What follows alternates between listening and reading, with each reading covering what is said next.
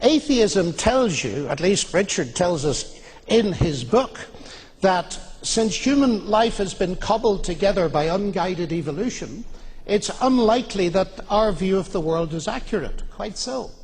And if you are a reductionist, as you must be as a materialist, reducing beliefs to the physics and chemistry of neurological structures, then it raises a very big question, ladies and gentlemen.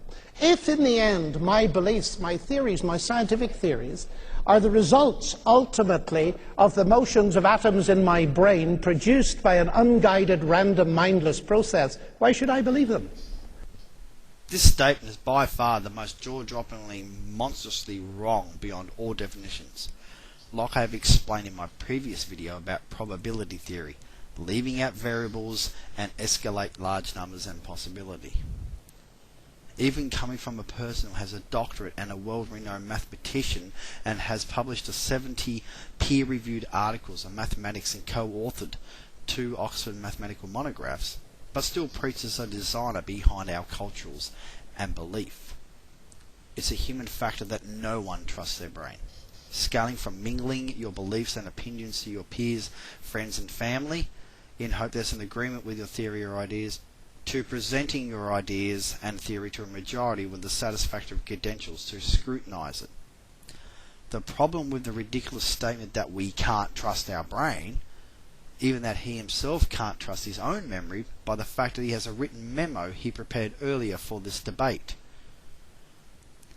It's that we implicate parameters, rules and guidelines to aid our decisions and judgment, even unintentionally.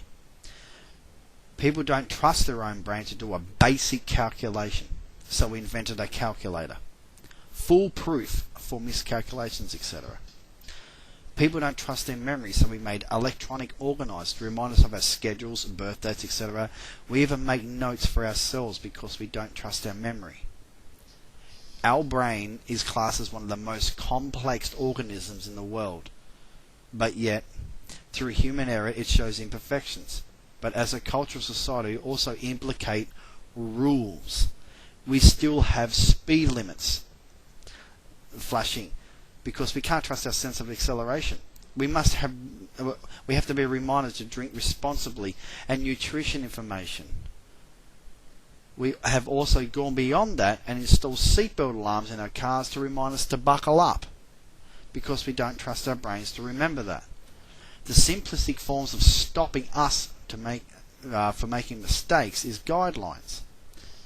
Guidelines are like warnings or cautions imposed by others that have learned from their mistakes. Without the education or intelligence to even have a thought looking for a guideline, you're a definite nominee for disaster. We have implicated warnings such as don't eat this, keep away from naked flame, etc.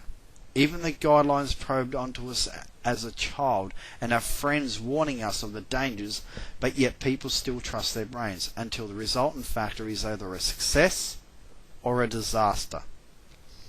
So what can we trust? We trust results. We trust the statistics, warnings, parameters and guidelines. You do not, however, trust your brain, even when you think you are absolutely right.